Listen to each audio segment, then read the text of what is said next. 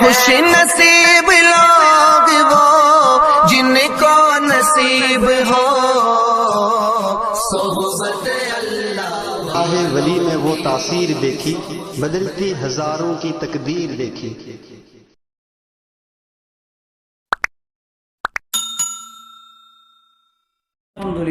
الحمدللہ وکفا وسلام علی عبادہ الذین اصطفى اما بعد فاعوذ باللہ من الشیطان الرجیم بسم اللہ الرحمن الرحیم وقال اللہ سبحانہ وتعالی فی کتابہ الکریم والفرقان العظیم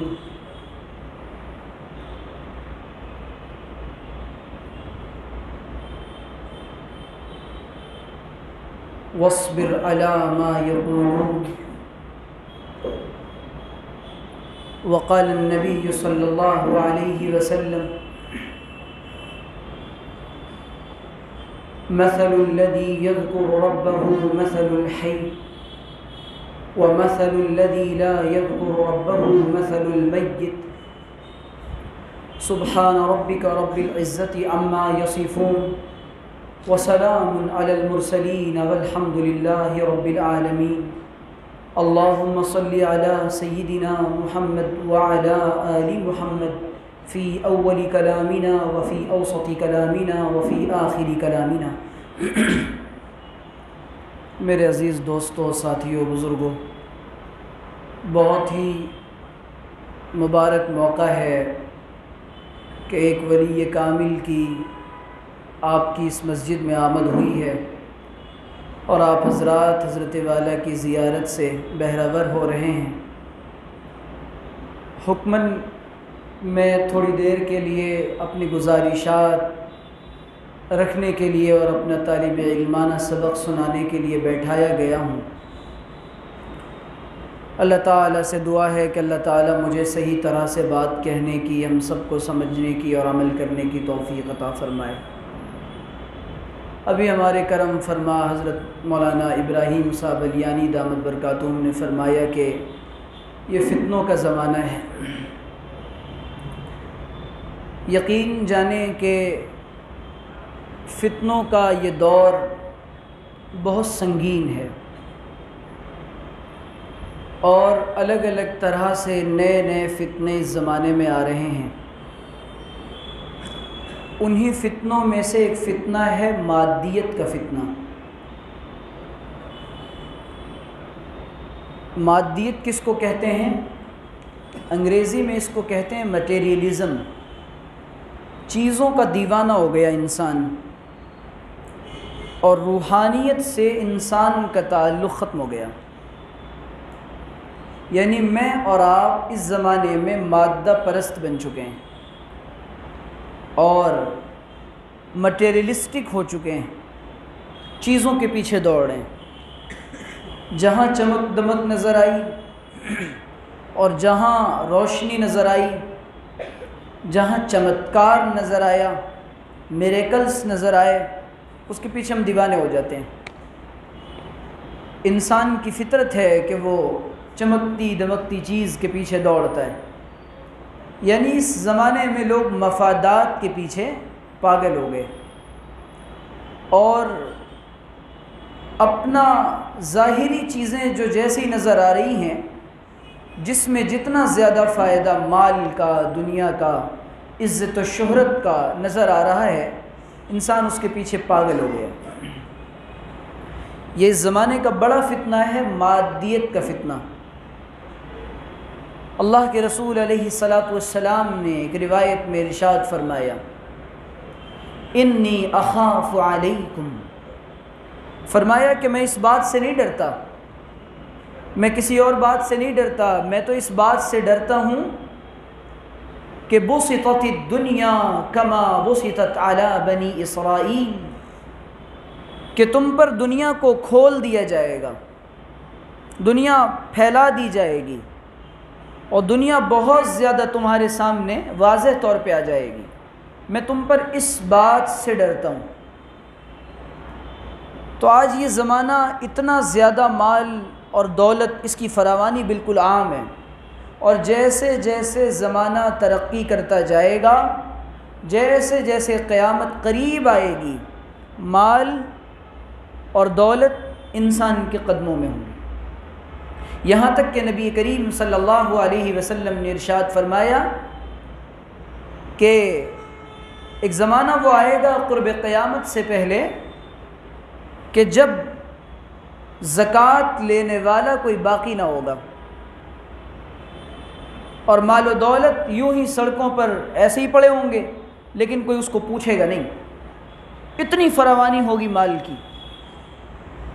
آپ سوچیں نا کہ جو سہولتیں اور جو چیزیں مجھ کو اور آپ کو آج حاصل ہیں، کیا یہ سہولتیں، کیا یہ آسائشیں اور کیا یہ آرام دہ چیزیں ہمارے بزرگوں کو حاصل تھیں؟ لیکن ان کو جو نعمت حاصل تھی وہ اس نعمت کو اللہ کی نعمت سمجھتے تھے، اور میں اور آپ ان نعمتوں کو اپنی پیدا کردہ اور اپنے اوپر اللہ کے خاص انعام سمجھتے ہیں اور اپنے آپ کو اس کا حقدار سمجھتے ہیں، اس لیے ان چیزوں کے فتنے میں اور آپ آ جاتے ہیں۔ اور اللہ کے رسول صلی اللہ علیہ وسلم نے اس مال کے اور اس دنیا کے فتنے سے انسان کو ڈرایا، اور آپ نے فرمایا کہ ان لکل امۃ فتنہ وفتنۃ امتی المال۔ انسان دو بیماریاں انسان کے اندر ہوتی ہیں، ایک بیماری ہوتی ہے حب جاہ کی، مقام، منصب، عہدے، کرسی، شہرت، عزت کے طلب کی، کہ علاقے کا چیئرمین میں بن جاؤں، مسجد کا ٹرسٹی میں بن جاؤں، اور جہاں کہیں سے کرسی مل سکتی ہو اور جہاں عزت جہاں سے مل سکتی ہو وہ مجھے مل جائے، یہ اس زمانے کا ایک فتنہ ہے۔ لیکن یہ فتنہ عام نہیں اور عوام کی بیماری نہیں، بلکہ یہ بعض خواص کی بیماری ہے۔ حب جاہ میں عام لوگ اتنے زیادہ اس کے مریض نہیں ہیں، اس کے مریض میرے جیسے دیندار سمجھے جانے والے لوگ ہیں۔ بہت محتاط الفاظ میں گفتگو کر رہا ہوں۔ دوسرے ہے مال کا فتنہ۔ مال کے فتنے نے ہر عام کو، ہر خاص کو، ہر عالم کو، ہر غیر عالم، اکثر علماء کو، بہت سے غیر علماء کو، بہت سوں کو لے لیا، اور مال کے فتنے سے انسان نہیں بچ پاتا۔ جب مال کی طلب اور مال کی لالچ اور خواہش انسان کے دل میں بڑھتی ہے تو یہ حرام اور حلال کی تمیز بھول جاتا ہے۔ ایک روایت میں نبی کریم صلی اللہ علیہ وسلم نے فرمایا، قرب قیامت سے پہلے ایک زمانہ ایسا آئے گا کہ انسان کو یہ خیال نہیں ہوگا کہ یہ آنے والا مال یہ راستے حلال راستے سے آ رہا ہے یا حرام ذرائع سے آ رہا ہے، صرف اس کی خواہش مال ہوگی۔ تو آج میں اور آپ جب، تو یہ کیا ہے، اب میں عرض یہ کرنا چاہتا ہوں، اس بات کے سمجھانے کا یہ مقصد ہے، یہ چیزیں کیا ہیں، انہی کا نام فتنہ ہے۔ کیوں؟ حقیقت بھول چکے ہیں، اصلیت بھول چکے ہیں، مقصد میں اور آپ بھول چکے ہیں کہ اس کا مقصد کیا تھا اس مال کے کمانے کا، اور ذرائع آمدنی کیا ہونا چاہیے۔ اگر مال اللہ کی رضا کا ذریعہ نہیں تو وبال ہے، اگر مال اللہ کی رضا کا ذریعہ نہیں تو وبال ہے۔ بہت سارے لوگ ہیں جن کو اللہ تعالیٰ نے مال عطا فرمایا، لیکن وہ مال ان کے لیے جہنم میں جانے کا ذریعہ بن رہا ہے۔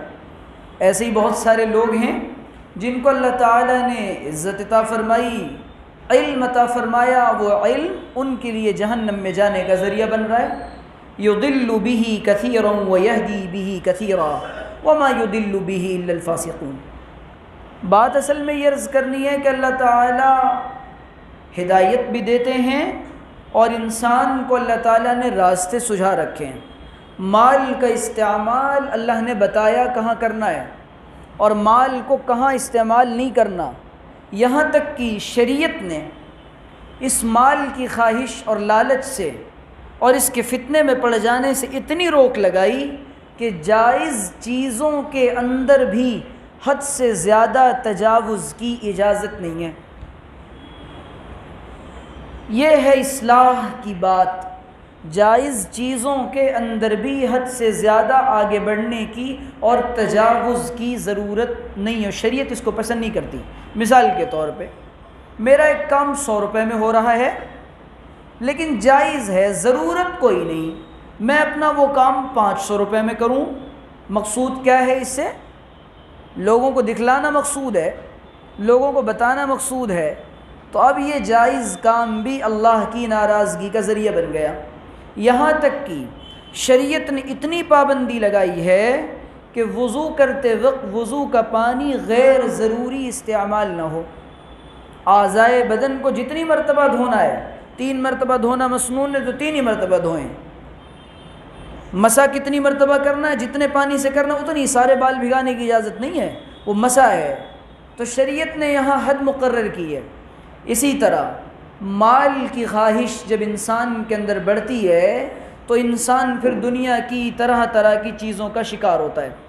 سب سے پہلے اس کے اندر جب مال آتا ہے تو عیش پرستی آتی ہے، عبادات سے غافل ہوتا ہے۔ میں نے دیکھا ہے ایسے بہت سارے لوگوں کو، مال نہیں تھا لیکن جب مال آیا عبادات سے، اعمال سے دوری ہوتی چلی گئی۔ اسی لیے اللہ کے رسول نے کثرت مال کی دعا نہیں فرمائی، کثرت مال کی دعا نہیں فرمائی، بلکہ اللہ کے رسول علیہ الصلاۃ والسلام نے عافیت والی روزی کا سوال کیا ہے۔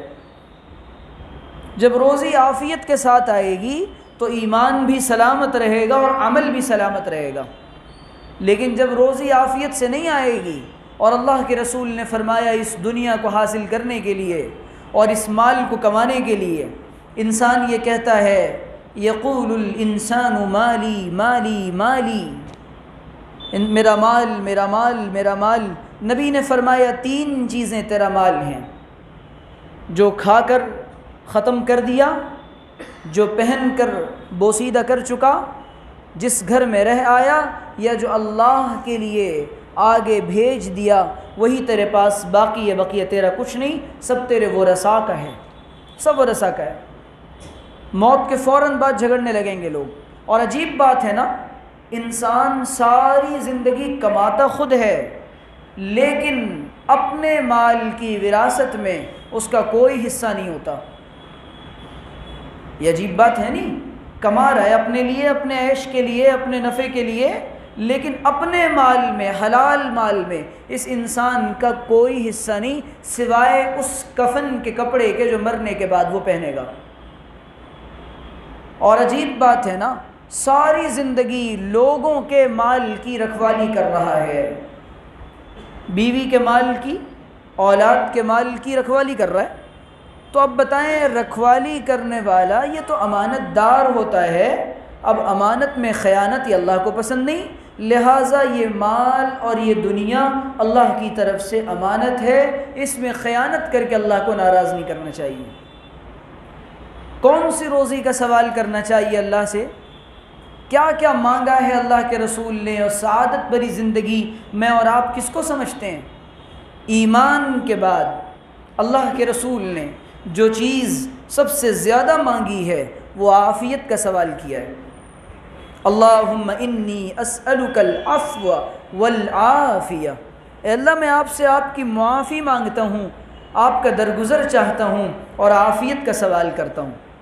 آپ دیکھیں کہ اللہ کے رسول علیہ الصلاۃ والسلام اللہ سے عافیت مانگ رہے ہیں، میں اور آپ صبح سے لے کر شام تک سب مانگتے ہیں، عافیت نہیں مانگتے۔ عافیت کس کو کہتے ہیں جانتے ہیں؟ اللہ تعالیٰ ایسی روزی عطا فرما دیں کہ جس سے دین سے غفلت پیدا نہ ہو، اس کا نام عافیت ہے۔ یہ کہاں کی عافیت ہے کہ سارا دن دکان میں بیٹھے ہوئے اور نمازوں کے جنازے نکل رہے ہیں؟ یہ کہاں کی عافیت ہے کہ مال تو آ رہا ہے لیکن شریعت کا مذاق اڑا رہا ہے؟ یہ کہاں کی عافیت ہے کہ مال تو آ رہا ہے لیکن علماء اور اہل اللہ کو حقیر سمجھ رہا ہے، دینداروں کو، تبلیغ والوں کو؟ یہ عافیت نہیں، یہ مال تو تیرے لیے باعث زحمت ہے اور باعث عذاب ہے۔ تو میرے عزیزوں، بات کہاں کی کہاں چلی جاتی ہے۔ اصل تو میں یہ عرض کرنا چاہتا ہوں کہ اللہ تعالیٰ نے یہ زندگی عطا فرمائی ہے انسان کو کس لیے؟ اس لیے عطا فرمائی کہ ہر کام اور ہر عمل اللہ کی رضا کا ذریعہ بن جائے۔ میری دنیا بھی، میری معاشرت بھی، میرے اخلاق بھی، میرے معاملات بھی، تمام چیزیں اللہ کی رضا کا ذریعہ کیسے بن جائیں، یہ فکر ایک مومن کو سوار رہتی ہے۔ جب بات آتی ہے اسلام کی، ہمارا اسلام صرف نماز کی اور روزے کی حد تک محدود ہے۔ بہت چھوٹا سا اسلام ہے ہمارا، 2 کام کا، نماز اور روزے کا نام اسلام ہے۔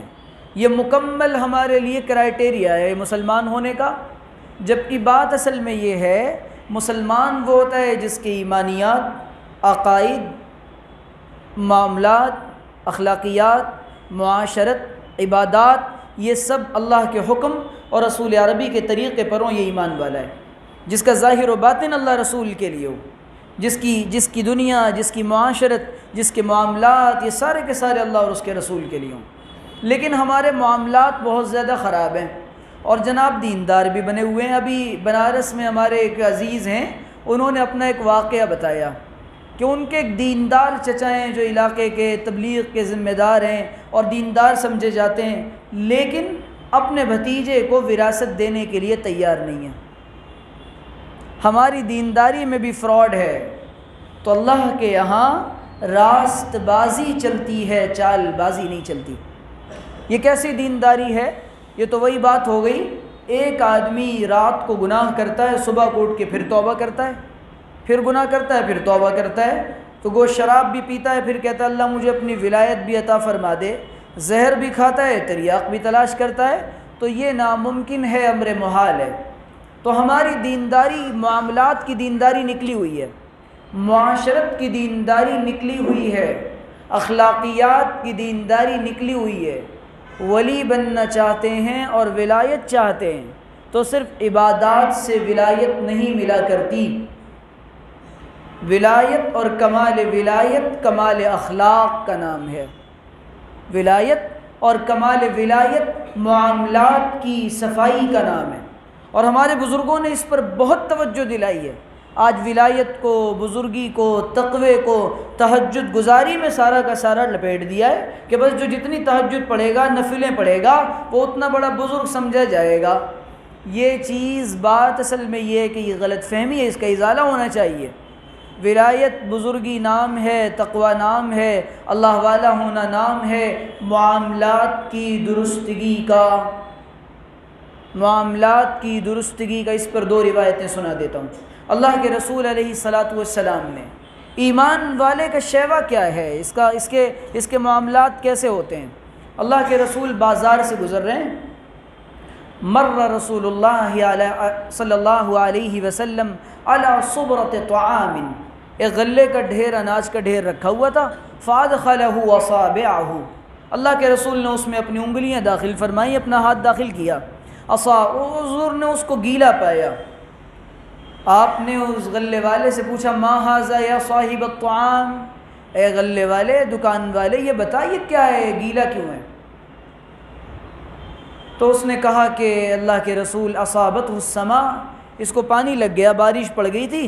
حضور نے فرمایا نیچے گیلا رکھا ہوا ہے، اوپر لوگوں کو دھوکہ دینے کے لیے اس نے سوکھا رکھا ہے، تاکہ لوگوں کو لگے کہ یہ مال اچھا ہے اور فریش مال ہے، بالکل گیلا نہیں ہوا، خراب نہیں ہوا، اور لوگوں کو تول کر بیچے گا تو وزن بھی زیادہ آئے گا۔ اللہ کے رسول نے وہیں پر فرمایا تھا من غش فلیس منا، جو دھوکہ دے وہ ہم میں سے نہیں۔ اب بتائیں، دھوکہ بھی دے رہے ہیں اور اس کے بعد ولی بھی ہیں، دھوکہ بھی دے رہے ہیں اس کے بعد کمال ایمان پر بھی جانا چاہتے ہیں۔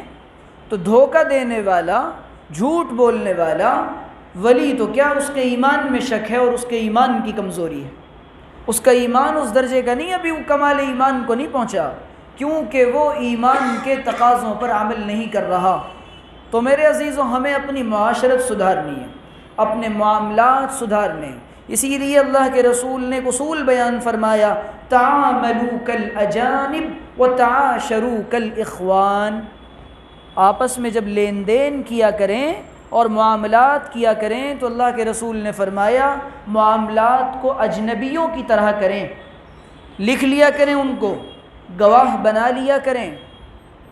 اور شریعت نے فقہ کی کتابوں میں، حضرت مولانا ماشاءاللہ مسائل کی دنیا کے شہ سوار ہیں، اور مسائل جانتے ہیں. ایک دو کتابیں ہم نے بھی دیکھی ہیں اور ہماری نظر سے بھی دو چار کالے الفاظ گزرے ہیں، تو ان میں باضابطہ فقہ کی کتابوں میں ہزاروں مسائل یہاں پر ختم ہو جاتے ہیں کہ جو بات مفضی الی النزاع ہو، یعنی جھگڑے کا باعث ہو، اس کو چھوڑ دیا جائے گا. جھگڑا شریعت کو پسند نہیں ہے، فساد شریعت کو پسند نہیں ہے، فتنہ شریعت کو پسند نہیں ہے، تماشا شریعت کو پسند نہیں ہے، لیکن میں اور آپ ہر کام ایسے ہی کرتے ہیں جس میں جھگڑا ہو. جھگڑے والا سارا کا سارا کام مسلمان کر رہا ہے. جی وہ چاچا سے 2 لاکھ روپے لیے تھے اور چاچا نے 2 لاکھ روپے لیے تھے، چاچا سے نہیں، ہمارے چچا ہیں بھائی، چچا ہو یا باپ بیٹے ہو. شریعت میں علماء فرماتے ہیں کہ 2 بھائی آپس میں تجارت کر رہے ہوں، ان کے اپنے معاملات بھی طے ہونے چاہیے. کیوں؟ ورنہ ان کی تنخواہیں طے ہونی چاہیے، ان کا محنتانہ ان کو ملنا چاہیے، ان کا فیصد طے ہونا چاہیے، ورنہ جھگڑا ہوگا. شریعت نے وہ تمام کام چھوڑنے کے لیے کہہ دیا جہاں جھگڑے ہوتے ہوں. یہ ہے ایمان اور یہ ہے وہ اسلام جس کی تصویر ہمیں دکھانی پڑے گی. ہمارا اسلام کوئی اور ہے، نبی کا اسلام کوئی اور ہے. تو میں یہ عرض کرنا چاہتا ہوں میرے عزیزو، اور اللہ کے رسول علیہ الصلاۃ والسلام نے بازار میں تاجروں کو فرمایا، یا معشر التجار، اے تاجروں کی جماعت، دیکھو تم جھوٹ بہت بولتے ہو، بات بات پر قسمیں کھاتے ہو، لہٰذا اپنی تجارت کو جب ختم کرو اور جب تجارت سے نمٹو تو تم صدقہ کر دیا کرو، تاکہ جو جھوٹ بولتے ہو، دھوکہ دیتے ہو لوگوں کو، اس کا کچھ ازالہ ہو جائے. یہ اللہ کے رسول اصلاح فرما رہے ہیں، بازار والوں کی معاملات کی اصلاح کی جا رہی ہے. آپ نے یہاں تک کہ اپنے بھائی کے معاملے پر معاملہ کرنے کے لیے منع فرما دیا. اب مسلمانوں کا حال کیا ہے؟ مسلمانوں کا حال یہ کہ انہوں نے ایک گھر خریدنے کے لیے کہہ رکھا ہے، 10 لاکھ روپے یہ دے رہے ہیں، پیچھے سے ایک آدمی کو لگا دیا میں 11 دوں گا، فلاں چیز کے میں اتنے دوں گا، جاؤ اس کی ڈیل توڑواؤ. تو یہ اس طرح کے فسادات ہمارے معاشرے میں عام ہیں. اب بتائیں کہ جس نے اسلام نے یہاں تک کی جذبات کا اور لوگوں کے احساسات کا اتنا خیال رکھا ہے کہ جب کوئی پڑوسی گھر بیچے گا تو وہ پڑوسی گھر بیچتے وقت، مکان تبدیل کرتے وقت اپنے پڑوسی کو بتائے گا اور حق شفا اس کو حاصل ہوگا، اور وہ کہے گا کہ بھائی پہلے مجھے بتانا، میں خریدوں گا آپ کا یہ مکان. یہ شریعت ہے، یہ دین ہے. قصے کہانیوں کا نام دین رکھا ہے اور قصے کہانیوں کو دین سمجھا ہے. میں یہ عرض کرنا چاہتا ہوں، دین نام ہے 100% اتباع سنت و شریعت کا، 100% اتباع سنت و شریعت کا. آج میرے پاس ایک نوجوان کا میسج آیا، اس نے کہا کہ میں اس طرح کا کپڑا پہننا چاہتا ہوں اور ایسا کرتا پہننا چاہتا ہوں. میں نے کہا شریعت نے لباس کے معاملے میں بڑی وسعت رکھی ہے. لباس کیسا ہونا چاہیے پوری بحث کی ہے محدثین نے، فقہا نے اس پر. دین اپنی اصلی حالت میں جیسے رسول اللہ کے زمانے میں موجود تھا ویسے ہی آج بھی موجود ہے. عمل نہیں کر رہے تو میں اور آپ نہیں کر رہے. یاد رکھیے گا حضرات صحابہ نے اسی کامل دین پر عمل کر کے ترقی پائی تھی، اور میں نے اس دین پر ناقص عمل کر کے ناکامی کا منہ دیکھا ہے. اس کامل دین پر ناقص عمل، کامل دین پر ناقص عمل، یہ میرا اور آپ کا کام ہے. جی ہاں، دین اپنی حیثیت کے ساتھ اور اپنی حقیقت کے ساتھ کل بھی کامل تھا اور آج بھی کامل ہے، لیکن بات یہ ہے کہ مجھے اور آپ کو عمل نہیں کرنا. جب تو ہی نہ چاہے تو بہانے ہزار ہیں، تو بات یہ کہ میں اور آپ عمل نہیں کرنا چاہتے. مسئلہ شریعت کا کب پوچھا جاتا ہے؟ شریعت کا مسئلہ اس وقت پوچھا جاتا ہے جب اپنا فائدہ ہو. جہاں وراثت لینی ہو نا وہاں مسئلہ پوچھا جاتا ہے، اور جہاں وراثت دینی ہو بہنوں کو وہاں مسئلہ نہیں پوچھا جاتا. سود کے پیسے، انٹرسٹ کے پیسے کس طریقے سے حلال ہو جائیں اور میرے اپنے کھاتے میں آ جائیں، وہ میرے استعمال میں آ جائیں، یہ ہم لوگوں کا مزاج ہے. تو میرے عزیزو، اصل بات یہ ہے معاشرت کی اصلاح، معاملات کی اصلاح، اخلاقیات کی اصلاح، یہ ہمارا کام ہے. اخلاقیات میں ایک پہلو بہت کمزور ہے ہمارا، آداب کا. جب دلوں سے ادب نکلتا ہے، جب دلوں سے ادب نکلتا ہے تب چیزوں کا اور اس چیزوں کی عظمت نکل جاتی ہے۔ حضرت اقدس مفکر اسلام مولانا سید ابو الحسن علی میاں ندوی رحمۃ اللہ علیہ بڑے اللہ والے گزرے ہیں، بڑے عالم گزرے ہیں، ان کے خلیفہ تھے، صوفی صاحب کے نام سے مشہور تھے۔ ان سے کسی نے پوچھا کہ آپ نے حضرت مولانا سے کا کوئی ملفوظ سنا دیجئے اور کوئی بات حضرت اقدس مفکر اسلام کی نقل فرما دیجئے۔ انہوں نے فرمایا میں نے تو یہی سیکھا ہے کہ کسی بھی چیز سے فائدہ اٹھانے کے لیے اس چیز کی عظمت ضروری ہے، کسی بھی چیز سے فائدہ اٹھانے کے لیے اس چیز کی عظمت ضروری ہے۔ کیوں؟ آج اسلام کی عظمت ہمارے دلوں سے نکل چکی ہے۔ غیروں کے طریقے کے ایسے ہی دلدادہ نہیں ہوئے میں اور آپ، ہمارے دلوں سے اسلام کی پہلے عظمت نکلی، اس کے بعد لوگوں کی چیزوں کو ہم نے اپنایا اور عظمت نکلتی چلی گئی۔ لباس غیروں کا اپنایا کیونکہ یہ لباس حقیر معلوم ہو رہا ہے، داڑھی اور چہرہ غیروں کی طرح بنایا، معاف کریے گا یہاں بیٹھ کر کسی کی دل آزاری مقصود نہیں، حقیقت بیانی مقصود ہے۔ عرض یہ کر رہا ہوں کہ چہرہ وہ بنایا جو غیروں کو پسند ہے، کھانا ویسا کھایا جیسا غیروں کو پسند ہے۔ عظمت ہمارے دل سے اسلام کی اور شعائر اسلام کی نکل گئی۔ قرآن کی عظمت نکلی اس لیے اپنے بچوں کو حافظ نہیں بنایا، دینداروں کی عظمت نکلی اس لیے دیندار نہیں بنے، علماء اور اہل اللہ کی عظمت دلوں سے نکل گئی اس لیے علماء اور اہل اللہ کی مجالس میں، اللہ والوں کی مجالس میں آنا جانا مشکل ہو گیا۔ عظمت ہے، اگر عظمت ہوتی تو بھائی ہر انسان اپنے آپ کو محتاج سمجھتا اور اپنی اصلاح کا محتاج سمجھتا، لیکن ہر آدمی کو آج یہ لگتا ہے کہ مجھے اصلاح کی ضرورت نہیں ہے۔ یقین مانیے ہم میں سے ہر ایک کو اصلاح کی ضرورت ہے، اور اصلاح کیسے ہوتی ہے؟ کتابوں سے۔ کتابوں سے اصلاح نہیں ہوتی، کتابیں بدل ہیں، اصل اصلاح ہوتی ہے شخصیات سے۔ کتابیں اتاری گئی 4 اور انبیاء بھیجے گئے 1,24,000۔ فرد کی اصلاح فرد کے ذریعے ہوتی ہے، فرد کی اصلاح کتابوں کے ذریعے نہیں ہوتی۔ اللہ تعالیٰ کتاب بھیجتا ہے تو کتاب کے سمجھانے والا بھی بھیجتا ہے، اور اس کے بعد کتاب کے ذریعے سے نہیں سمجھایا جا رہا بلکہ صحبت کے ذریعے سے حضرات صحابہ کو صحابی بنایا جا رہا ہے۔ جی ہاں، صحابہ کو کتاب دے دی جاتی ہے، قرآن دے دی جاتی ہے، پڑھ لیجئے، عمل کر لیجئے، لیکن صحبت کا قرآنی لقب نہیں دیا جا رہا بلکہ نبی کا مصاحب اور صحابی کہا جا رہا ہے۔ علمی کتابی نہیں کہا جا رہا صحابہ کو، بلکہ حضرات صحابہ کو کیا کہا جا رہا ہے کہ رسول کے ساتھی ہیں۔ اور ایک روایت نبی نے بیان فرمائی، راوی صحابی آئے، یا رسول اللہ آپ کا مقام تو آپ انبیاء کے مقام پر ہوں گے، مجھے آپ سے محبت ہے، ایک دن دیدار نہ کروں تو مچل جاتا ہوں، تڑپ جاتا ہوں، اللہ کے رسول بتائیں میں آپ کو نہیں دیکھوں گا میرا کیا ہوگا؟ حضور نے فرمایا المرء مع من احب، المرء مع من احب، المرء مع من احب۔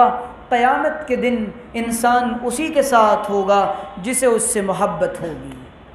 یہ روایت، آگے کی بات سنیے، جب صحابہ نے یہ روایت سنی، اس طرح کی اور بھی روایت الفاظ کے اختلاف کے ساتھ متعدد طرق کے ساتھ کتب احادیث میں منقول ہیں کہ انسان کا حشر اللہ اسی کے ساتھ فرمائے گا جس سے وہ محبت کرتا ہوگا۔ اب اپنے دل کا حال اور اپنے دل کا خیال دیکھ لیں کہ میری اور آپ کی محبتیں کن سے اور کیسوں سے وابستہ ہیں۔ جی ہاں، میری اور آپ کی محبتیں کن سے اور کیسوں سے وابستہ ہیں، ہر ایک کو پتہ ہے اپنا حال۔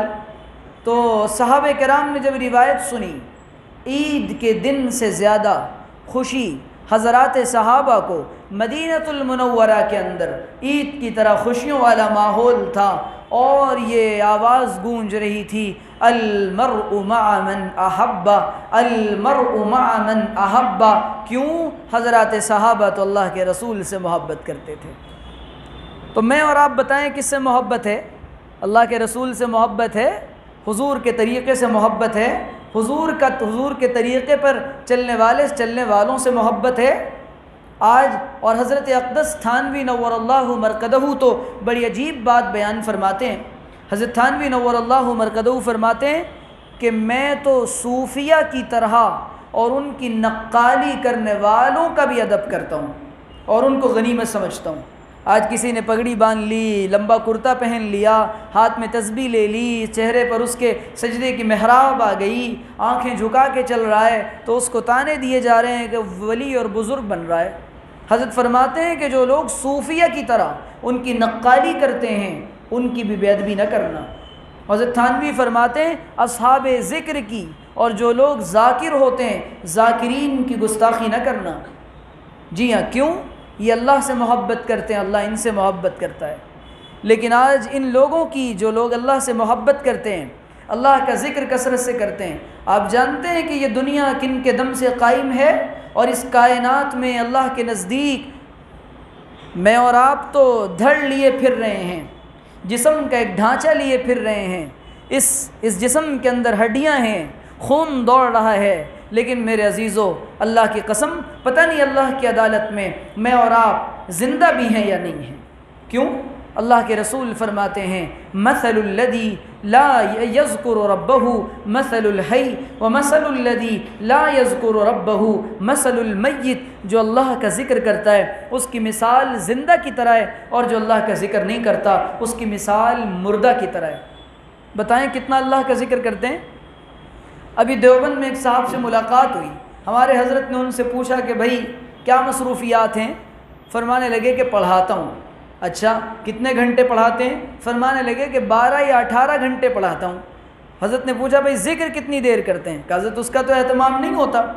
یعنی جسم کی غذا، زبان کی غذا اور کانوں کی غذا اور اپنے معاش کے لیے تو انسان اتنی کوششیں کر رہا ہے کہ رات دن ایک کر کے بیٹھا ہے، لیکن اپنے اللہ کو راضی کرنے کے لیے زبان پر کوئی اللہ کا ذکر نہیں۔ اب جب اللہ کا ذکر زبان پر نہیں تو دل سخت ہو جاتا ہے۔ اور ذکر نہ کرنے کے بڑے نقصانات ہیں جو بہت سارے علماء نے، امام سیوطی نے، ابن القیم الجوزی نے اور بہت بڑے بڑے علماء نے اپنی کتابوں میں نقل کیا ہے کہ صرف ذکر اللہ کے ترک کے کتنے نقصانات ہیں۔ 100 سے زیادہ نقصانات ہیں ذکر اللہ کے ترک کے اور غفلت کے۔ تو میرے عزیزوں میں یہ عرض کرنا چاہتا ہوں کہ اس دنیا میں سارا کا سارا وبال اور ساری فتنے کی جڑ اللہ سے غفلت ہے۔ جی ہاں، ایک پرندہ تھوڑی دیر کے لیے اپنے قافلے سے، اپنے گروہ سے، اپنے جھنڈ سے جب غافل ہوتا ہے، اپنے غول سے جب غافل ہوتا ہے اور ذرا سا ہٹ جاتا ہے تو اللہ کے رسول نے تو حال یہ ہوتا ہے کہ اس پرندے کو کوئی شکاری آ کر قید کر لیتا ہے۔ ایک پل کو تیری یاد سے غافل ہوا تھا میں، ایک پل کو تیری یاد سے غافل ہوا تھا میں، تب سے اپنی ذات کے پنجرے میں بند ہوں۔ میں اور آپ آج نفس پرست بن گئے نا اللہ کا ذکر چھوڑنے کی وجہ سے۔ اور ایک بات سنا دیتا ہوں، عرض یہ کرنا چاہتا ہوں کہ اس زمانے میں جو فتنوں کا جو علاج ہے، 2 چیزیں ہیں، ایک کثرت ذکر اللہ اور دوسرے صحبت اہل اللہ۔ کثرت ذکر اللہ اور صحبت اہل اللہ۔ لیکن بات ادب پہ چل رہی تھی تو ادب اور آداب چھوڑ دیا گیا۔ آج آپس میں بیٹوں کو باپ کا ادب نہیں، استاذ کو شاگرد کو استاذ کا ادب نہیں، مرید کو مرشد اور پیر کا ادب نہیں، بیوی کو شوہر کا ادب نہیں، بڑے کو چھوٹے کا ادب نہیں، اور جی جناب ایسی بے ادبی اور زبان درازیاں عام ہو گئیں کہ دلوں سے عظمت نکلی نا تو اس لیے بے ادبی عام ہوئی۔ کسی چیز کی عظمت ہوتی ہے تو بے ادبی کرتا ہے آدمی۔ نماز میں آتا ہے کس طریقے سے وضو کر کے آتا ہے اور بڑی عظمت کے ساتھ اور ادب کے ساتھ ہاتھ باندھ کے سر جھکا کے اللہ کے سامنے کھڑا ہوتا ہے۔ کیوں؟ کیونکہ نماز کی عظمت ہے اور نماز کا ادب ہے۔ قرآن کو ہاتھ میں لیتا ہے، کس قدر کبھی کبھی لیتا ہے، سال میں 2-4 بار لیتا ہے، لیکن کتنے ادب کے ساتھ لیتا ہے۔ یہ بڑی اہانت ہے کہ قرآن کو کبھی کبھی پڑھا جائے، یہ بڑی بے ادبی ہے کہ اس قرآن کو طاق میں سجا کر رکھ دیا جائے برکت کے لیے۔ جی ہاں، کتابیں گھر میں ساری پڑھی ہوں اور بچے کو 12th کا ایگزام دینا ہو اور پھر سجا کے وہ رکھ دے کہ جی برکت آئے گی۔ برکت نہیں آئے گی، فیل ہو جاؤ گے۔ کتابیں پڑھنے کے لیے ہوتی ہیں، برکت کے لیے نہیں ہوتی۔ تو میں یہ عرض کرنا چاہتا ہوں میرے عزیزوں کہ ہمارا حال آج بے ادبی والا، زبانیں دراز ہو گئیں۔ حدیث پاک میں آتا ہے، 2 روایتیں سنا دیتا ہوں۔ اللہ کے رسول نے فرمایا ان من اجلال اللہ تعالی اکرام ذی الشیبۃ المسلم۔ الفاظ کے اختلاف کے ساتھ یہ روایت متعدد کتابوں میں آئی ہے کہ اللہ تعالیٰ کے اکرام میں سے ہے اللہ کے احترام میں سے ہے سفید بال والے کا اکرام کرنا۔ ایسا ہی ہے مفتی صاحب؟ اور دوسری روایت ہے، ایک روایت میں اللہ کے رسول نے فرمایا کہ جو کوئی نوجوان کسی بوڑھے کا اس کے بڑھاپے کی وجہ سے احترام کرتا ہے، اللہ تعالیٰ اس کے بڑھاپے میں ایسے لوگ پیدا فرما دے گا جو اس کا احترام کریں گے۔ اس میں دو بشارتیں، نمبر 1 احترام ہوگا، نمبر 2 بڑھاپے تک زندہ رہے گا۔ تو بڈھے ہونا چاہتے ہو نہیں ہونا چاہتے؟ تو اس لیے اپنے سفید بال والے بزرگوں کا احترام کریں۔ یہ شباب تو جائے گا، یہ جوانی تو جائے گی، پکی بات ہے یہ کالے بال تو میرے سفید ہوں گے اور آپ کے بھی، جن کے بال ہیں ان کے سفید ہوں گے، جن کے نہیں ہیں۔ بعض لوگ فرشتوں کو دھوکہ دینا چاہتے ہیں، 60 سال عمر ہو گئی جناب کی لیکن کالا رنگ لگا رکھا ہے۔ جی ہاں، ملک الموت آئے گا تو اس سے کہیں گے کہ جی ابھی تو 30 ہے، فرشتے کو دھوکہ دیں گے کہ دیکھو میرے بال کالے ہیں۔ اللہ کو دھوکہ دینا چاہتے ہیں بعض لوگ، اپنے وقت پر ہی مریں گے۔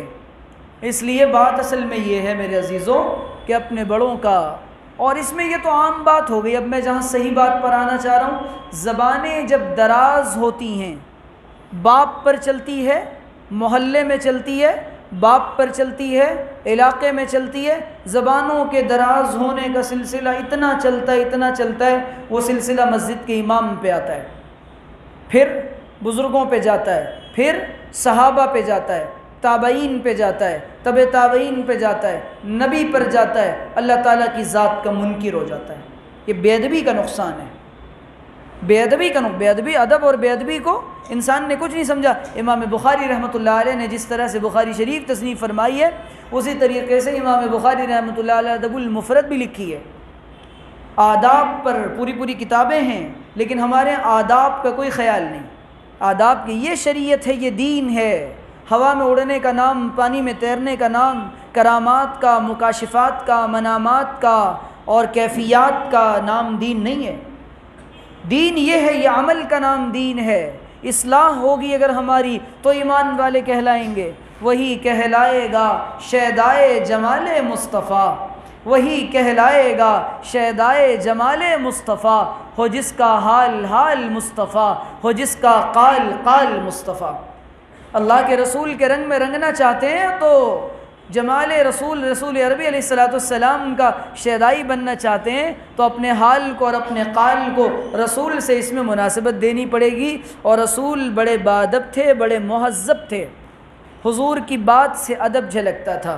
اور فرمایا ادبنی ربی احسن تأدیبی، ایسا ہی ہے، ادبنی ربی احسن تأدیبی، میرے رب نے مجھے بہت اچھا ادب سکھلایا ہے۔ اللہ کے رسول فرما رہے ہیں، لیکن آداب ہماری زندگی سے رخصت ہوئے۔ اسی لیے کہتے ہیں علماء پر زبانوں کو روکو، اولیاء کی ذات بچ جائے گی۔ اولیاء پر زبانوں کو روکو، تابعین بچ جائیں گے۔ تابعین کی ذات پر زبانیں دراز نہ کرو ورنہ ذات صحابہ کو مطعون کیا جائے گا، اور صحابہ سے یہ سلسلہ ذات نبوت تک دراز ہوگا۔ اور ہوا ایسا ہوا اس زمانے میں، تنقید در تنقید اور اللہ کے رسول نے فرمایا قیامت کی علامت یہ ہوگی، بعد والے اپنے پچھلوں کو اور اپنے بڑوں کو برا بھلا کہیں گے، ان کو گالیاں دیں گے، کہیں گے انہوں نے کیا کیا، ان کی کیا حیثیت تھی، ان کی کیا حقیقت تھی۔ تو بھائی آپ کر لیتے، آپ بھی کسی مرض کی دوا ہیں؟ جی نہیں، آپ تو واٹس ایپ پر اور فیس بک پر تنقید کے لیے پیدا ہوئے ہیں۔ اور عجیب بات سناتا ہوں ابھی آپ کو، علماء کہتے ہیں قرآن و حدیث میں 2 لوگوں کے ساتھ اللہ تعالیٰ نے اعلان جنگ کر رکھا ہے۔ جنگ کا اعلان 2 کے ساتھ ہے، ایک وہ فَأَذَنُوا بِحَرْبٍ مِّنَ اللَّهِ وَرَسُولِهِ، اس کے ساتھ جو سود لیتا ہے، سود کے لینے دینے کا معاملہ کرتا ہے۔ دوسرے وہ جو انسان اللہ کے کسی ولی کے ساتھ، صحیح روایت صحیحین میں موجود ہے، من عادى لی ولیا فقد آذنتہ بالحرب، جو میرے کسی ولی کے ساتھ عداوت رکھتا ہے، بغض رکھتا ہے، دشمنی رکھتا ہے، کینہ رکھتا ہے اور بدزبانی کرتا ہے اور زبان درازی کرتا ہے، اللہ تعالیٰ کا اس کے ساتھ اعلان جنگ ہے۔ یہ زمانے کا بڑا فتنہ ہے، اولیاء پر، متفق علیہ بزرگوں پر زبانیں دراز ہو گئیں، جن کو دنیا مانتی ہے، ہزاروں علماء جن سے جڑے ہوئے ہیں، کروڑوں انسانوں کی ہدایت کا ذریعہ اللہ نے جن کو بنایا ہے، ان پر زبانیں چل رہی ہیں۔ الامان والحفیظ، الامان والحفیظ، اللہ کی پناہ مانگنی چاہیے۔ تو میرے عزیزو، اپنے دامن کی کے داغ اور اپنے دامن کے چاک کو نہیں دیکھا لوگوں کو۔ اور یہاں اس روایت میں ایک بات یاد رکھیں، کوئی انسان بھی اللہ کا ولی ہو سکتا ہے۔ کس کا کیا مقام ہے؟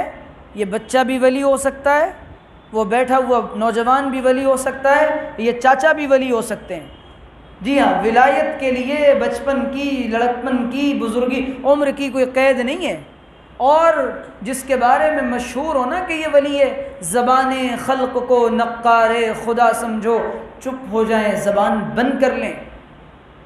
جی ہاں، جہاں اللہ کے اولیاء کو جلال آتا ہے تو دیواریں، حکومتیں اور سلطنتیں ہل جاتی ہیں، اور جب اللہ کے اولیاء ہاتھ اٹھا دیتے ہیں، اللہ تعالیٰ سلطنتوں کا مالک بھی بنا دیتا ہے۔ تاریخ میں مثالیں موجود ہیں۔ اس لیے ادب سیکھیں اپنے بڑوں کا، اپنے اللہ والوں کا، نیک لوگوں۔ امام کا ادب نہیں کر رہی یہ قوم، امام صاحب ہیں، مکتب کے مولوی ہیں، یہ تو بڑی حق۔ آپ جانتے ہیں آپ کس کی حقارت کر رہے ہیں؟ آپ علم دین کی میں اور آپ حقارت کر رہے ہیں۔ براہ راست علم اللہ کی صفت ہے، اللہ کو یہ کہہ رہے ہیں کہ یہ بھی کوئی چیز ہے کرنے کی۔ جی ہاں، تو میرے عزیزوں، میں یہ عرض کرنا چاہتا ہوں، آخری بات، حضرت اقدس مولانا حسین احمد مدنی رحمۃ اللہ علیہ ایک دفعہ ایک اسٹیشن پر جا رہے تھے۔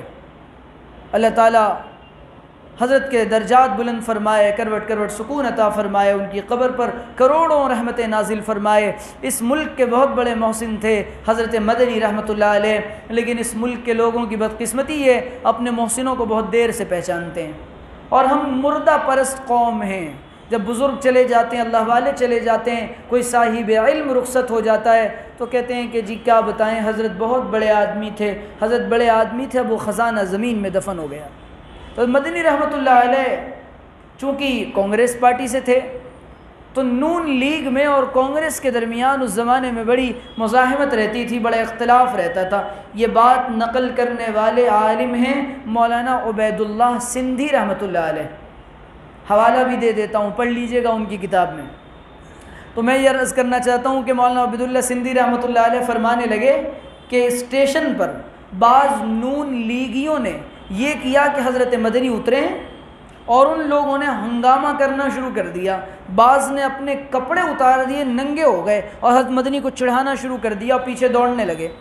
حضرت مدنی رحمۃ اللہ علیہ کی اہانت فرما دی۔ مولانا سندھی لکھتے ہیں ان میں سے جس نے یہ کام کیا تھا، کوئی پاگل ہو کے مرا ہے، کوئی کسی مرض میں مرا ہے، کوئی کسی مرض میں مرا، اچھی موت نہیں آئی۔ یہ اللہ کے اولیاء کو ستانے کا انجام ہوتا ہے۔ بھائی سیدھی سی بات ہے، اس زمانے میں یہ چیزیں رخصت ہو گئیں، اس کا یہ مقصد ڈرانا نہیں ہے۔ اللہ والوں کے پاس جائیں تو بڑے ادب کے ساتھ جائیں۔ کیسے دیکھتے ہیں یہ اللہ والے؟ اللہ تعالیٰ ان کو فراست عطا کرتا ہے، ایمان کی نور ایمان عطا کرتا ہے۔ تو میں یہ عرض کرنا چاہتا ہوں، اللہ والوں کے پاس آج لوگ جاتے ہیں تو دنیا کے لیے جاتے ہیں، حضرت 2 کروڑ پھنسا ہوا ہے، حل کر دیجئے، دعا کروا دیجئے ذرا وہ 2 کروڑ نکل آئیں، اور حل ہونے کے بعد حضرت کو نظر نہیں آئے گا، اس طرح غائب ہوگا جیسے گدھے کے سر سے سینگ۔ جس دن 2 کروڑ مل جائیں گے حضرت کی دعا کی برکت سے، پھر حضرت یاد نہیں آئیں گے۔ پھر جب گاڑی پھنسے گی تو اللہ والوں کے پاس بھی کتنی عجیب بات ہے، اللہ کی محبت پانے کے لیے نہیں آتے۔ کل ہم وہاں بیٹھے تھے دلی میں، تو دلی میں ایک نوجوان آیا سنبل کا، بڑا کلین شیو تھے وہ، اور پینٹ شرٹ میں جینس پہنے ہوئے تھے، کہنے لگے دعا کر دیجئے اللہ مجھ سے اپنے دین کا کام لے لے اور راضی ہو جائے۔ میں نے کہا دیکھو کتنی اچھی دعا کروائی، آج تو کہتے جی حضرت وہ فلاں بلڈنگ کا کام رکا ہوا ہے، دعا کر دیجئے ہو جائے۔ جی 3 کروڑ، ایک صاحب کہنے لگے 15 کروڑ ایک جگہ پھنسے ہوئے ہیں، دعا کر دیجئے۔ میں نے کہا ایسی کوئی دعا نہیں آتی مجھے، میں دعا کرتا ہوں اللہ تعالیٰ آپ کے لیے عافیت والا مال عطا فرمائے۔ تو میرے عزیزوں میں یہ عرض کرنا چاہتا ہوں، دین نام ہے عمل کا، یہ معاملات، معاشرت، اخلاقیات، عبادات، اسی کا نام ہے تصوف اور سلوک، اور اسی کو کہتے احسان۔ ہر وقت یہ خیال رہے اللہ دیکھ رہا ہے۔ جب یہ خیال ہوگا اللہ دیکھ رہا ہے، نہ معاشرت میں گڑبڑی کرے گا، نہ بیوی کو مارے گا، نہ بچوں پر ظلم کرے گا، نہ اولاد کو ستائے گا، نہ لوگوں کے حقوق مارے گا، نہ لوگوں سے بد اخلاقی کرے گا۔ آپ جانتے ہیں لوگوں کے دل آزاری کتنا بڑا گناہ ہے؟ لوگوں کے دل کو ستانا اور دلوں کو ٹھیس پہنچانا کتنا بڑا گناہ ہے۔ اگر دل کو ٹھیس پہنچ جائے کسی کو، یہ اللہ کا اور اس کا معاملہ ہے، وہ ہاتھ اٹھا دے تو ہماری تو آخرت بگڑ جائے گی۔ تو میرے عزیزو، یہ چیز ہے سیکھنے کی، یہ چیزیں ہیں اصلاح کی۔ اللہ کرے کہ اللہ تعالی ہماری اصلاح فرما دے، اور اللہ تعالی ہماری معاشرت، ہمارے معاملات، ہمارے اخلاقیات، ہماری عبادات سب کو اپنے نبی علیہ الصلوۃ والسلام کے طریقے پر کرنے والا بنا دے۔ ایک دو آخری بات یاد آ گئی، ذرا سنا دیتا ہوں۔ اس زمانے کے بہت بڑے ولی ہیں حضرت اقدس مولانا قمر الزماں صاحب الہ آبادی دامت برکاتہم العالیہ۔ ان دنوں علیل ہیں، اللہ تعالیٰ ان کو شفا عطا فرمائے۔ ہمارے بزرگوں کی یادگار ہیں، تقریباً 90 سال حضرت کی عمر ہے، اور ہزاروں لوگوں کی اصلاح کا، تربیت کا اللہ نے ان کو ذریعہ بنایا ہے۔ تو ایسے لوگ اللہ کی یادگار ہوتے ہیں، اللہ کی طرف سے بزرگوں کی یادگار ہوتے ہیں، برکت ہوتے ہیں زمانے میں یہ لوگ۔ اسی لیے اپنے بزرگوں کا ادب کیا کریں۔ ہم نے تو اپنے بزرگوں سے ادب سیکھا۔ اللہ ایسی مجلسوں میں نہ لے جائے جہاں اپنے بزرگوں کی توہین ہوتی ہو۔ ایسے آدمی کے پاس بیٹھنا پسند نہ کریں جو اپنے بزرگوں پر زبان درازی کرتا ہو۔ جی ہاں، سینہ پھٹ جاتا ہے۔ ان اللہ والوں سے دین پہنچا ہے، یہ تسلسل ہیں، یہ ایک راستہ ہیں، یہ ایک سلسلہ ہے دین کے پہنچانے کا، اس کی صحیح حالت پر۔ اور صحیح بزرگوں کا اس زمانے میں وجود بہت غنیمت ہے، اچھے بزرگوں کا۔ ان کے اندر مال کی کوئی خواہش نہیں، دنیا کی کوئی لالچ نہیں۔ ان کے قدموں میں دنیا پڑی رہتی ہے، ٹھوکر مار دیتے ہیں۔ وہی سادہ سا کرتا، سادی سی ٹوپی، جی سادی سی بول چال، سادہ سا کھانا، یہ ان کی زندگی کا وتیرہ ہے۔ تو حضرت نے ابھی بمبئی میں ایک اجلاس ہوا، تو بمبئی کے اجلاس میں علماء موجود تھے۔ حضرت نے وہاں علماء کو نصیحت فرمائی، فرمانے لگے بڑے درد کے ساتھ، میں کیا کہوں اور کس سے کہوں، کن لوگوں سے کہوں اور کیا کہوں۔ یہ علماء یہاں بیٹھے ہیں، یہ جانتے ہیں کہ اللہ تعالیٰ نے کن لوگوں کو سربلندی دی، جو اللہ والوں سے جڑے۔ کام کن سے لیا؟ جن کی اصلاح ہوئی، اور اسی راستے پر چلنے والوں کو اللہ نے قبول کیا۔ اس کے بعد بھی یہ راستہ سمجھ میں نہیں آتا۔ اور حضرت اقدس شاہ وسیع اللہ صاحب الہ آبادی رحمۃ اللہ علیہ، حضرت تھانوی کے اجل خلفاء میں سے تھے۔ وہ فرماتے تھے آخری زمانے میں حضرت وسیع اللہ الہ آبادی رحمۃ اللہ علیہ صرف اور صرف اسی مضمون پر بات کرتے تھے، اللہ والوں سے چمٹ جاؤ۔ جی اللہ والوں کی مجلسوں کو پابندی سے پکڑ لو، فتنوں کا زمانہ ہے۔ جیسے مرغی نہیں ہوتی، جب اس نے اپنے انڈے کو وہ سینکتی ہے اور بچے اس سے نکلتے ہیں، تو جس انڈے کو گرمی نہیں ملتی وہ ذرا گندا ہو جاتا ہے اور خراب ہو جاتا ہے، اس کو پھینک دیا جاتا ہے۔ اسی طریقے سے اللہ تعالیٰ نے ان اہل اللہ کے دلوں میں اپنی محبت کی گرمی رکھی ہے، اور جب جو لوگ ان کے قریب ہوتے ہیں ان کو اللہ تعالیٰ وہ محبت اور معرفت اور گناہوں سے بچنے کی صلاحیت عطا فرماتا ہے۔ اور جو دور ہوتے ہیں تو اکیلا بھیڑیا، اکیلا انسان شیطان کا جی ہاں لقمہ ہوتا ہے، اور بھیڑیا اس کو کھا جاتا ہے، اور ہمارا بھیڑیا شیطان ہے۔ اسی لیے اپنے بزرگوں سے جڑ کر چلیں۔ آخر میں دو شعر سنا دیتا ہوں حضرت اقدس شاہ محمد احمد صاحب پرتاپ گڑھی نور اللہ مرقدہ کا۔ حضرت فرماتے تھے تنہا نہ چل سکو گے اس راہ میں، تنہا نہ چل سکو گے اس راہ میں چل رہا ہوں، آپ میرے ساتھ آئیے۔ اور فرماتے تھے ان سے ملنے کی ہے یہی ایک راہ، اللہ سے ملنے کی ہے یہی ایک راہ، کہ ان کے ملنے والوں سے راہ پیدا کر، کہ ان کے ملنے والوں سے راہ پیدا کر۔ اور یہ دعا تو خود اللہ کے رسول نے فرمائی ہے، اللہم انی اسألک حبک وحب من یحبک، اللہ اپنی محبت عطا فرما دیجئے، اور جو تجھ سے محبت کرتا ہے اس کی محبت عطا فرما دیجئے۔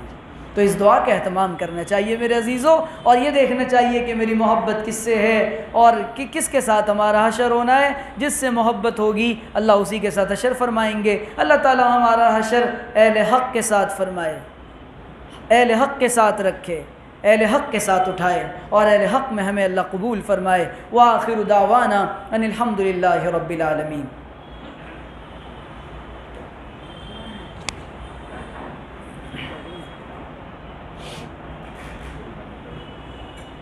میں اتر جاتا ہوں.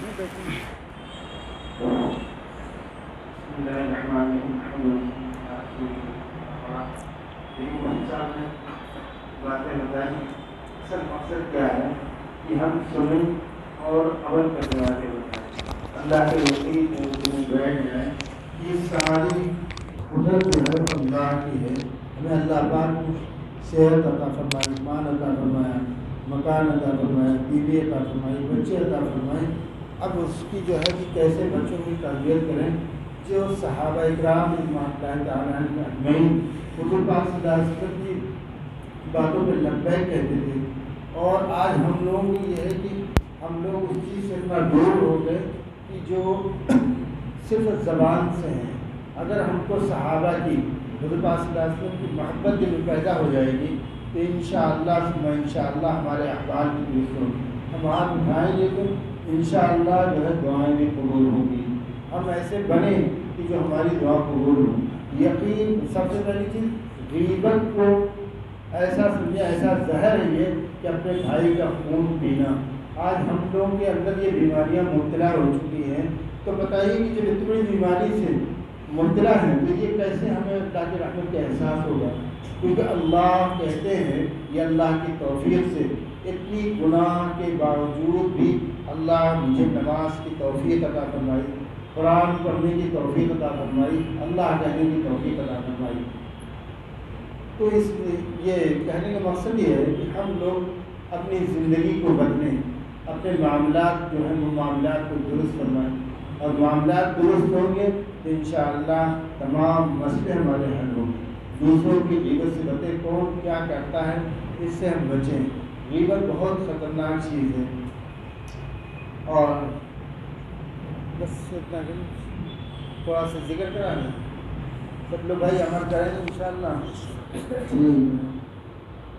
ذکر کرائیں گے جی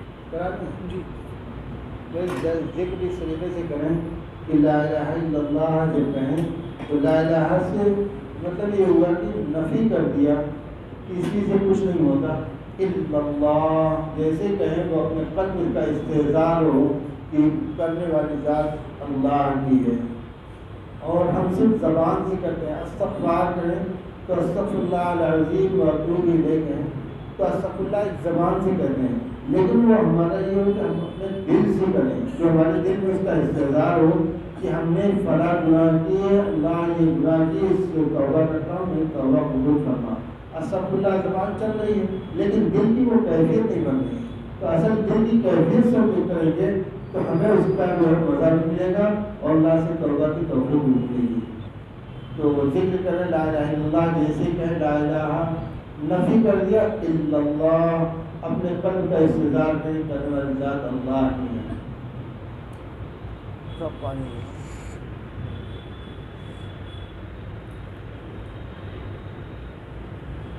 لائٹ بند کر دیں رہنے دے بھائی بیٹا, رہنے دے, آ جا. لا الہ الا اللہ محمد رسول اللہ صلی اللہ علیہ وسلم. لا الہ الا اللہ محمد رسول اللہ صلی اللہ علیہ وسلم. لا الہ الا اللہ, لا الہ الا اللہ, لا الہ الا اللہ, لا الہ الا اللہ, لا الہ الا اللہ, لا الہ الا اللہ, لا الہ الا اللہ, لا الہ الا اللہ, لا الہ الا اللہ, لا الہ الا اللہ, لا الہ الا اللہ, لا الہ الا اللہ, لا الہ الا اللہ, لا الہ الا اللہ, لا الہ الا اللہ, لا الہ الا اللہ, لا الہ الا اللہ, لا الہ الا اللہ, لا الہ الا اللہ,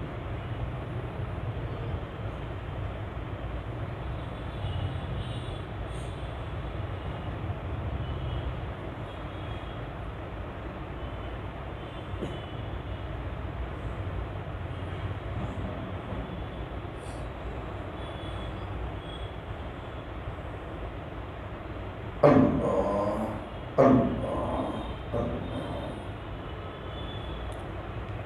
اللہ۔ اسی طریقے سے بھائی جو ہے جب اپنی کوئی ضرورت ہو، بیماری ہو، پریشانی ہو، تو 2 رکعت صلاۃ حاجت پڑھ کے اپنے اللہ کو منائیں، اللہ میرے اوپر یہ پریشانی ہے، آپ ہی دور کریں گے، جو بھی اس کی تدبیر ہو اس کو اللہ دل میں ڈالیں گے، انشاءاللہ وہ کام آسان ہوگا۔ شادی بیاہ کے لیے بچیوں کے لوگ پریشان ہیں تو اس کے لیے صلاۃ حاجت پڑھیں، مانگیں کہ اللہ جو اس کا جوڑا پیدا فرمایا ہے، اے اللہ اس میں خیر ڈال کے شر نکال کے ہم دونوں کو ملا دے، جو سنت کے مطابق اس سنت کو ہم آسان ہو جائے۔ ٹھیک ہے، سب لوگ کریں گے انشاءاللہ۔ انشاءاللہ ٹھیک، دعا کرائیں، دعا کرا دیں۔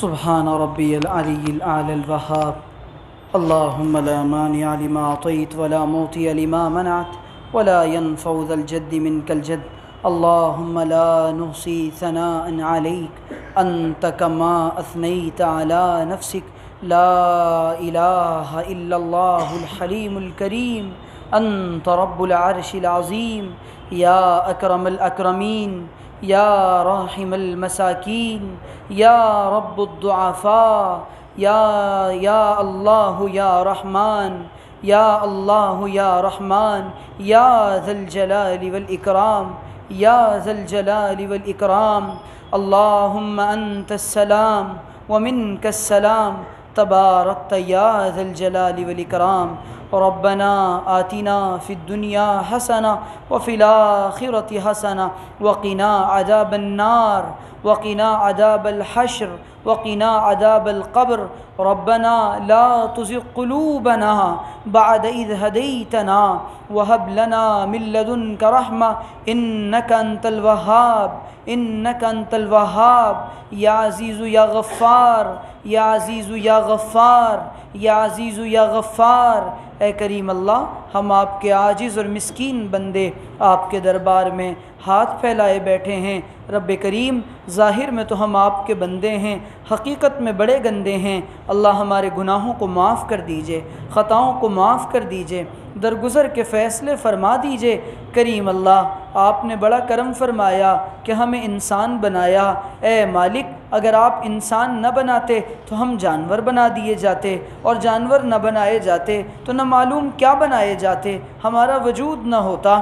تو نے پہلا کرم فرمایا، انسان بنایا، ایمان عطا کیا، نبی کی امت میں پیدا فرمایا، عقل و شعور عطا کیا، علم عطا کیا، عقل و فہم دیا۔ اے کریم اللہ، حق پر رکھا، اہل حق کے ساتھ رکھا۔ تیرے کتنے کرم ہیں جو تو نے بغیر استحقاق کے ہم کو عطا فرمائے۔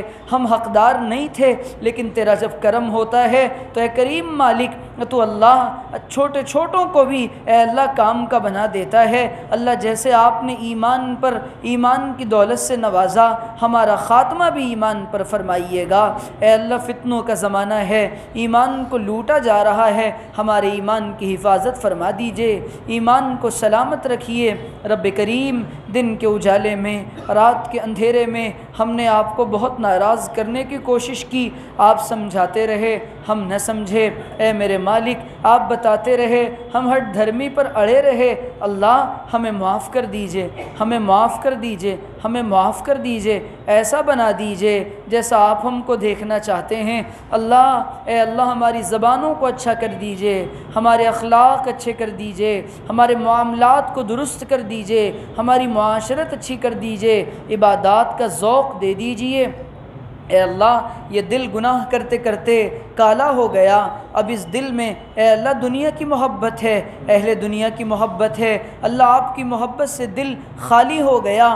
اللہ یہ دل تو آپ نے اپنی محبت کے لیے بنایا تھا، میرے مالک اس دل کو اپنی یاد کا گہوارہ بنا دیجئے، اپنی یاد کا مرکز بنا دیجئے، اپنی یاد سے منور و معطر فرما دیجئے، مجلہ و مصفہ فرما دیجئے، پاک فرما دیجئے۔ اے کریم اللہ اس دل کو خانہ دل پر اپنی نظر ہمیشہ رکھیے، اللہ لمحے بھر کے لیے بھی ہمیں غافل نہ کریے، ہمیں غافل نہ ہونے دیجئے۔ اللہ ہمیں ہماری پیشانیوں کے بالوں سے پکڑ کر میرے مالک نیکی کے رستے پر چلا دیجئے، برائی کے رستوں سے بچا دیجئے، اللہ ان رستوں سے ہٹا دیجئے جو ہمیں تیری ناراضگی تک لے جائیں، وہ راستے، وہ رشتے، وہ دوستیاں ختم فرما دیجئے جو تیری نافرمانی پر ابھاریں، میرے مالک ایسے رستے پر چلائیے جو تجھ تک پہنچائیں۔ اللہ اپنے تقوی دے دیجئے، اپنی ولایت دے دیجئے، اپنا ذکر دے دیجئے، اپنی یاد دے دیجئے، اپنا خیال دے دیجئے، اپنا تعلق دے دیجئے، اپنی یاد کی لذت عطا کر دیجئے، دیر تک اپنی یاد میں بیٹھنا آسان کر دیجئے۔ اے اللہ ہم نفس کے غلام بن گئے، تیرا خیال نہ آیا، میرے مالک ہم تیرا غلام بننا چاہتے ہیں، اپنا بنا لیجئے، ایسا بنا لیجئے کہ دوبارہ اپنے آپ سے دور نہ فرمائیے۔ اللہ دنیا والوں کو راضی کر کے دیکھا، میرے مالک کوئی خیر نظر نہیں آئی، دنیا والوں کی رضا کا خیال نکال دیجئے، اپنی رضا کا خیال دے دیجئے، ہر کام میں اپنی رضا، اپنی مرضی شامل حال فرمائیے۔ اللہ ہمیں اپنی ولایت دے دیجئے۔ آپ نے اپنے تک پہنچنے کے دو راستے بنائے ہیں، ایک تقوی کا راستہ، دوسرا توبہ کا راستہ۔ اللہ ہم گناہ نہیں کرنا چاہتے لیکن شیطان اور نفس بار بار گناہ کروا دیتا ہے، اے میرے مالک اپنے فضل سے، اپنے کرم سے نفس شیطان کے مکر و مکائد سے دور رکھیے اور بچا دیجئے۔ اے اللہ نفس کی غلامی سے آزاد فرما دیجئے، اپنی غلامی اور نبی علیہ السلام کی غلامی میں لے آئیے۔ اے کریم اللہ زبانوں کو اچھا کر دیجئے، جسم کو اخلاق حسنہ سے اور وجود کو اخلاق حسنہ سے معطر فرما دیجئے، منور فرما دیجئے۔ اللہ جب دنیا سے جانے کا وقت آئے اپنے ایمان پر خاتمہ فرمائیے، اپنے ایمان پر خاتمہ فرمائیے۔ اے کریم اللہ آنے والے تمام ظاہر باطن کے حالات کے فتنوں سے بچا دیجئے، خواتین کے فتنوں سے بچا دیجئے، مال کے فتنے سے بچا دیجئے، عہدے کے فتنے سے بچا دیجئے، دلوں کو آپس میں جوڑ دیجئے، محبتیں پیدا کر دیجئے، رنجشوں کو ختم کر دیجئے، آپس میں گھروں میں برکتیں دے دیجئے، عمروں میں برکتیں دے دیجئے، خیر کے فیصلے فرما دیجئے۔ اللہ اس زمانے کی، اس دنیا کی ہماری سب سے بڑی ضرورت تیری رضا ہے، تیری مغفرت ہے اور عافیت ہے، ایمان پہ خاتمہ ہے اور اللہ مرنے کے بعد تیری رضا ہے۔ اللہ یہ ساری نعمتیں عطا کر دیجئے، اللہ محروم نہ فرمائیے، اللہ محروم نہ فرمائیے، اللہ محروم نہ فرمائیے۔ اے کریم رب اپنے کرم کے فیصلے فرما دیجئے، اللہ تو جیسا چاہتا ہے ویسا بنا دیجئے۔ اللہ اس مجلس میں نہ جانے کیسے کیسے غم کے مارے بیٹھے ہیں، تیرے علاوہ کسی سے کہہ بھی نہیں سکتے، بتا بھی نہیں سکتے، دنیا والوں سے کہنے جائیں تو وہ مذاق اڑاتے ہیں، تو دل کا حال جانتا ہے۔ اے میرے مالک سارے حالات کو پھیر دیجئے، امت پر رحم کر دیجئے۔ اس ملک میں تیرا نام لینے والے ہمارا جرم یہ ہے کہ ہم تیرا نام لیتے ہیں، ہم تجھے اپنا کہتے ہیں، اے میرے مالک ہمیں روزانہ باطل تانا دیتا ہے، تمہارا اللہ کہاں ہے اس کو بلا لاؤ۔ اللہ ہم تجھے معصوم بچے کی طرح پکارنے آئے ہیں، اے میرے مالک تو آ جا اور اپنی مدد بھیج دے۔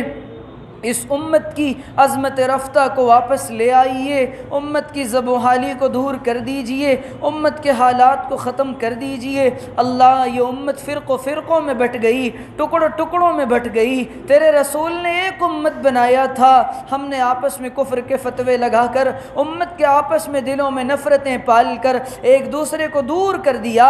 اے میرے مالک ہماری اس کا فائدہ باطل نے اٹھایا، ہمیں جیسا چاہا ویسا مارا اور کاٹا۔ اے میرے مالک اس امت کو جوڑ دے، اس ٹوٹی ہوئی زمین پر بکھرتی لاشوں کے سامنے، کٹی لاشوں کے سامنے، اس آسمان کے نیچے تپتی ہوئی زمین پر، اے اللہ تیرے نبی کی لاڈلی امت کا کوئی نہیں ہے، آپ ہی سہارا ہیں۔ اللہ سہارا دے دیجئے، سنبھالا دے دیجئے، ہماری مسجدوں کی حفاظت فرمائیے، ہمارے مدارس کی حفاظت فرمائیے، خانقاہوں کی حفاظت فرمائیے، جہاں کہیں تیرا نام لیا جاتا ہے اللہ ان مقامات و مکانات کی حفاظت فرمائیے۔ اے رب کریم پورے عالم میں اپنی ہدایت کی عمومی فضا چلا دیجئے، امریکہ کو ہدایت دے دیجئے، یورپ کو ہدایت دے دیجئے، پورے مغرب کو ہدایت دے دیجئے، اے اللہ پیرس لنڈن کو ہدایت دے دیجئے، برطانیہ کو ہدایت دے دیجئے، اے اللہ پورے عالم اٹلی روم کو ہدایت دے دیجئے، جرمنی کو ہدایت دے دیجئے، چائنا جاپان کو ہدایت دے دیجئے، سارے بلاد مغرب کو ہدایت دے دیجئے، ایک ایک گھر میں اپنا دین اور کلمہ داخل کر دیجئے، اور ذریعہ سبب کے طور پہ ہم گناہ گاروں کو قبول کر لیجئے۔ اے کریم رب گناہوں سے بچا دیجئے، اپنی رضا عطا فرما دیجئے، ایسے بچا دیجئے جیسے بارش کے موسم میں ہم اپنے دامن کو کیچڑ سے بچا بچا کے چلتے ہیں۔ اللہ اپنی زبان پر ذکر جاری کر دیجئے، دل میں اپنی فکر ڈال دیجئے، اپنا خیال دے دیجئے، اس مجلس کو اپنے نیک بندوں کے برکتوں سے قبول فرما لیجئے، اپنے فضل و کرم سے قبول فرما لیجئے۔ نہ جانے جس کے دل میں جو جائز آرزو اور تمنا ہے تمام غیبی وسائل اور مددیں پیدا فرما کے ان کی مدد فرما دیجئے۔ اللہ غلطیوں کوتاہیوں کو معاف فرما دیجئے۔ اے رب کریم مانگنا نہیں آتا، مانگنے کا سلیقہ طریقہ عطا کر دیجئے۔ نبی علیہ السلام نے خیر کی جتنی دعائیں مانگی ہیں ان میں ہمارا حصہ عطا کر دیجئے۔ ایک آخری التجا ہے، اس مجمع پر اپنی نگاہ کرم ڈال دیجئے، ایک بار محبت کی نگاہ سے دیکھ لیجئے، اللہ دیکھ لیجئے، اور اے رب کریم نبی علیہ السلام نے خیر کی جتنی دعائیں مانگی ہیں ان میں ہمارا حصہ عطا فرما دیجئے۔ جن چیزوں سے پناہ چاہی ہے ہمیں بھی ان سے بچا دیجئے۔ جزا اللہ عنا محمد ما هو اہلہ وصلی اللہ تعالی علی خیر خلقہ واصحابہ واہل بیتہ اجمعین برحمتک یا ارحم الراحمین۔ صلی اللہ علیہ وسلم صلی